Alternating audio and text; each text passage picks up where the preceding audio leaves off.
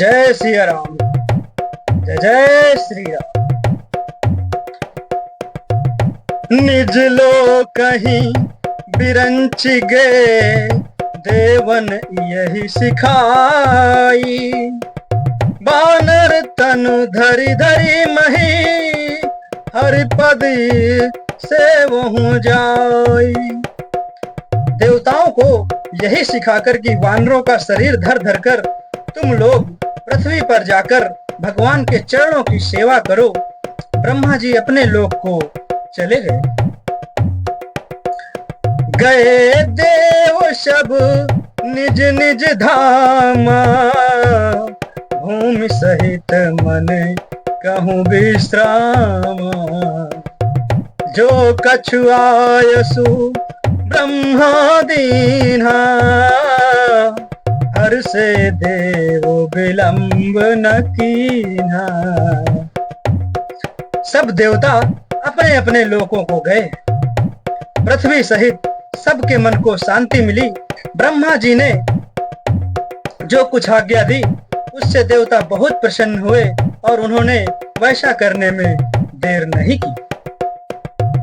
बनचर देह धरी छति माही, अतुलित बल प्रताप तिन पाही।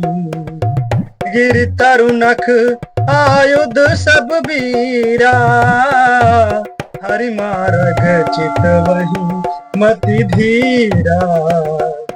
पृथ्वी पर उन्होंने वानर देह धारण की। उनमें अपार बल और प्रताप था।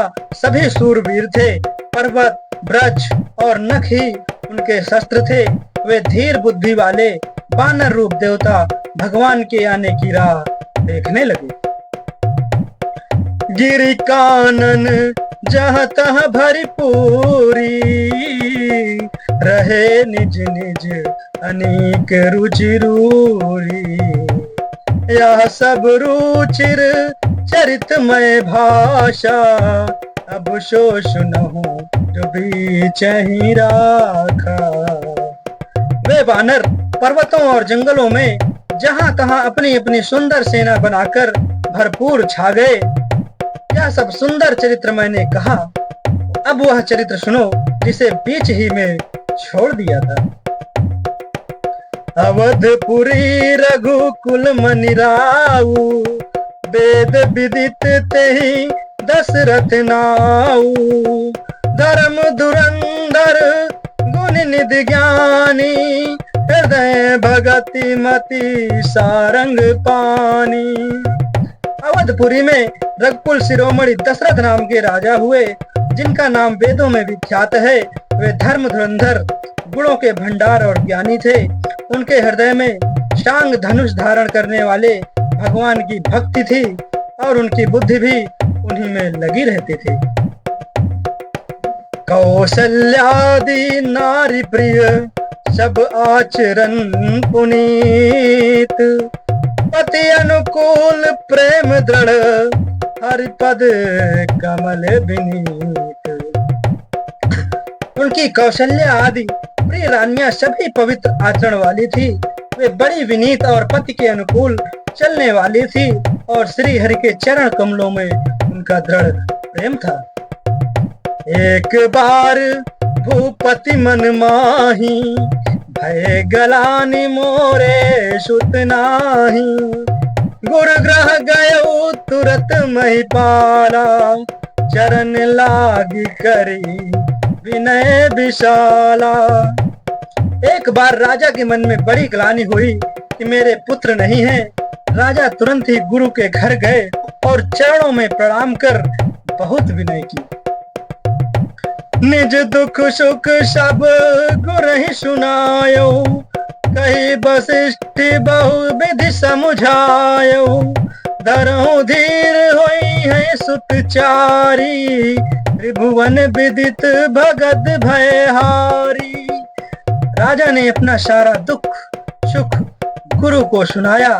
गुरु वशिष्ठ ने उन्हें बहुत प्रकार से समझाया और कहा, धीरज धरो, तुम्हारे 4 पुत्र होंगे जो तीनों लोकों में प्रसिद्ध और भक्तों के भय हरने वाले होंगे।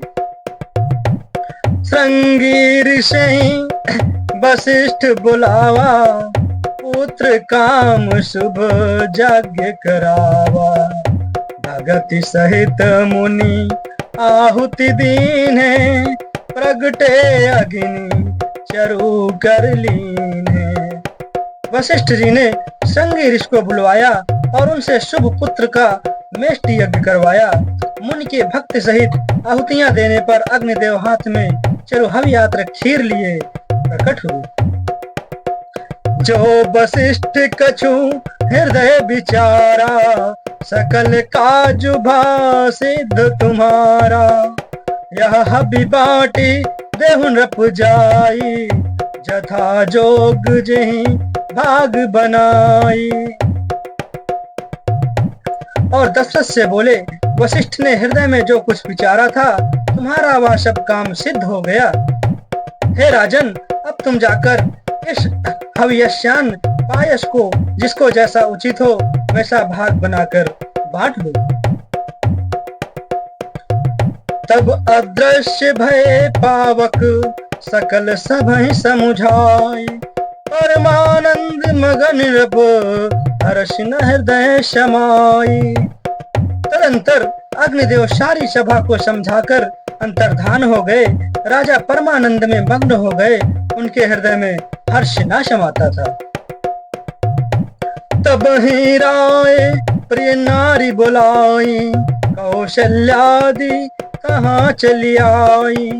अर्ध भाग कौशल्य ही दीना, उभय भाग आधे कर कीना। उसी समय राजा ने अपनी प्यारी पत्नियों को बुलाया। कौशल्या आदि सब रानियां वहां चली आईं। राजा ने आधा भाग कौशल्या को दे दिया, शेष आधे को दो भाग कर दिया। कैकेयी कह नपुसो देव, रहो सो भय भाग पुनि भयो। कौशल्या कैकेयी हाथ धरी, दीन सुमित्र ही मन प्रसन्न करी। वह उनमें से एक भाग राजा ने कैकेयी को दिया।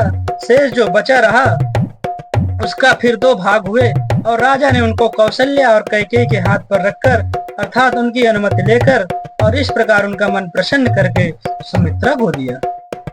एहि विधि गर्भ सहित सब नारी, भई हृदय हर्षित सुख भारी। जा दिन ते हरि गर्भ आए, सकल लोक सुख संपत्ति छाए। इस प्रकार सब स्त्रियां गर्भवती हुई। वे हृदय में बहुत हर्षित हुई, उन्हें बड़ा सुख मिला। जिस दिन से श्री हरि लीला से ही गर्भ में आए, सब लोकों में सुख और संपत्ति छा गई। मंदिर मह सब राज ही रानी, शोभाशील तेज की खानी। सुख जुत कछुक काल चली गयो, जहि प्रभु प्रगट सो अवसर भयो। शोभाशील और तेज की खान बनी हुई सब रानियां महल में सुशोभित हुईं। इस प्रकार कुछ समय सुख पूर्वक बीता और वह अवसर आ गया जिसमें प्रभु को प्रकट होना था। जोग लगन ग्रह बार तिथि, सकल भय अनुकूल। चर अरु अचर हर्ष जुत, राम जन्म सुख मूल। योग लग्न ग्रह वार और तिथि सभी अनुकूल हो गए। जड़ और चेतन सब हर्ष से भर गए, क्योंकि श्री राम का जन्म सुख का मूल है। नवमी तिथि मधुमास पुनीता, शुक्ल पक्ष अभिजित हरि प्रीता। मध्य दिवस अति शीत न धामा घामा, पावन काल लोक विश्रामा। पवित्र चैत्र का महीना था। नवमी तिथि शुक्ल पक्ष और भगवान का प्रिय विजित मुहूर्त था। दोपहर का समय था। न बहुत सर्दी थी, न धूप, न गर्मी थी। वह पवित्र समय सब लोगों को शांति देने वाला था। शीतल मंद सुरभि बहबाऊ, हर्षित सुर संतन मन चाऊ। वन कुसुमित गिरिगन मनियारा, स्त्र वहीं सकल सरिता अमृत धारा। शीतल मंद और सुगंधित पवन बह रहा था। देवता हर्षित थे और संतों के मन में बड़ा चाव था। वन फूले हुए थे। पर्वतों के समूह मड़ियों से जगमगा रहे थे। और सारी नदियां अमृत की धारा बहा रही थी। सो अवसर बिरंच जब जाना, चले सकल सुर साज दिमाना। गगन बिमल संकुल सुर जूथा, गाँव ही गुण गंधर्व बरू था। जब ब्रह्मा जी ने वह भगवान के प्रकट होने का अवसर जाना, तब उनके समेत सारे देवता विमान सजा सजा कर चले। निर्मल आकाश देवताओं के समूह से भर गया। गंधर्वों के दल गुणों का गान करने लगे। बरसहि सुमन सुअंजलि साजी, गह गही गगन दुदुम्भी बाजी। स्तुति करहि नाग मुनि देवा, बहुविधि लावहि निज निज सेवा। और सुंदर अंजलियों में सजा सजा कर पुष्प बरसाने लगे। आकाश में घमाघम नगाड़े बजने लगे। नाग मुनि और देवता स्तुति करने लगे और बहुत प्रकार से अपनी सेवा उपहार भेंट करने लगे। जय श्री राम, जय जय श्री राम।